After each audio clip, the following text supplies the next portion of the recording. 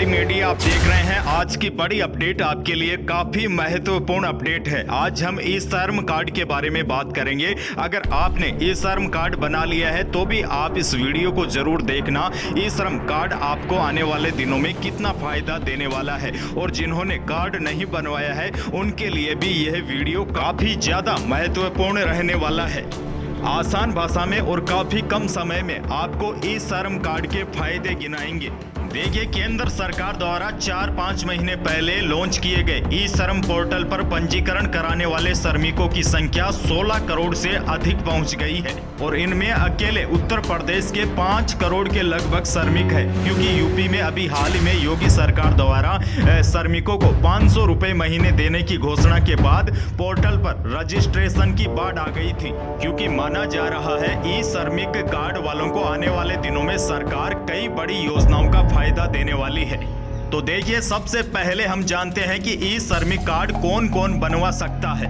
आसान भाषा में समझे तो नाई, मोची, दर्जी, बढ़ई, प्लम्बर, बिजली वाला, पोताई वाला, पेंटर, टाइल वाला, वेल्डिंग वाला, खेती वाले मजदूर, नरेगा मजदूर, ईंट भट्टा के मजदूर, पत्थर तोड़ने वाले मजदूर, खादान मजदूर, मूर्ति बनाने वाले, मछुआरे, ड्राइवर, ठेला चालक, किसी भी प्रकार का सामान बेचने वाले, चाहे वो चाट का ठेला वाला हो, भेल वाला हो, चाय वाला हो, होटल, नौकर, वेटर, यानी कि लगभग सभी कैटेगरी के लोग ई श्रमिक कार्ड बनवा सकते हैं। यह कार्ड बनवाने के लिए आपके पास आधार कार्ड होना चाहिए, मोबाइल नंबर जो आधार कार्ड से लिंक हो, और एक बैंक खाता होना चाहिए। वैसे आपको बता दूं, आप खुद e-shram.gov.in यानी कि ई श्रम की ऑफिशियल वेबसाइट पर जाकर आप रजिस्ट्रेशन कर सकते हैं। लेकिन अगर आप खुद रजिस्ट्रेशन नहीं कर पा रहे हैं तो भी आपके लिए परेशान होने की कोई भी बात नहीं है। दरअसल आप कॉमन सर्विस सेंटर पर जाकर भी पंजीकरण करवा सकते हैं। इस बात का खास तौर पर ध्यान रखें कि किसी को भी ई श्रम पोर्टल पर रजिस्ट्रेशन करवाने के लिए पैसे ना दे, क्योंकि यह रजिस्ट्रेशन पूरी तरीके से निःशुल्क है। हालांकि ई मित्र वाले श्रमिक कार्ड बनाने के लिए कुछ चार्ज है वो वसूलते हैं।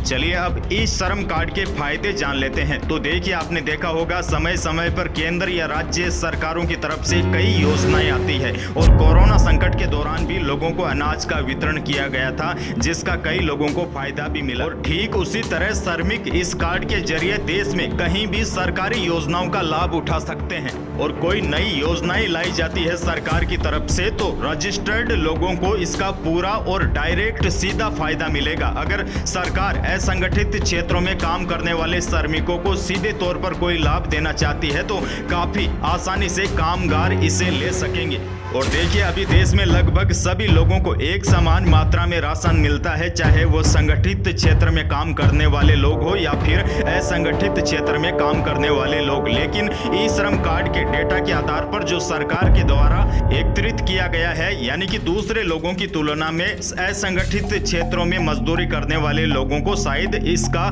ज्यादा मात्रा में फायदा मिले, यानी कि ज्यादा मात्रा में राशन मिल सके। और देश में ऐसे भी बहुत सारे मजदूर हैं जो दिहाड़ी मजदूरी करके अपना जीवन व्यतीत करते हैं, और उनके पास रहने के लिए कोई घर भी नहीं होता। ऐसे में सरकार पीएम आवास के तहत भविष्य में इन्हें फायदा दे सकती है। आपको बता दूं, सरकार की जितनी भी योजनाएं होती है उनका सबसे ज्यादा फायदा चुनाव के समय मिलता है। जैसे उत्तर प्रदेश में अभी चुनाव है और योगी सरकार ने हाल ही में श्रमिकों को 500 रुपए महीने देने की घोषणा की है। और देखिए, इस श्रम पोर्टल पर रजिस्टर्ड श्रमिक को 2 लाख रुपए का दुर्घटना बीमा कवर दिया जाएगा। पोर्टल पर रजिस्टर्ड श्रमिक यदि दुर्घटना का शिकार होता है तो मृत्यु या फिर पूर्ण विकलांगता की स्थिति में भी 2 लाख रुपए की धनराशि दी जाएगी। अगर श्रमिक आंशिक रूप से विकलांग होता है तो इस बीमा में श्रमिक 1 लाख रुपए का हकदार होगा। देखिए, भारत में कोरोना की तीसरी लहर ने भी अब दस्तक दे दी है। अगर सरकार मजदूरों के लिए कोई अच्छे कदम इस दौरान उठाना चाहती है तो अगर आपके पास ई श्रमिक कार्ड होगा तो आपको भी इसका फायदा सीधा मिलेगा। तो आपको ई श्रमिक कार्ड जरूर बनवाना चाहिए, क्योंकि आने वाले दिनों में ई श्रमिक कार्ड के काफी अधिक फायदे मिलने वाले हैं। बाकी आपके मन में ई श्रमिक कार्ड के सवाल है तो नीचे कमेंट बॉक्स में पूछ सकते हैं। तो यही थी आज की बड़ी अपडेट। वीडियो को कर दीजिएगा लाइक, और चैनल पर नए हैं तो सब्सक्राइब करना बिल्कुल न भूलिएगा।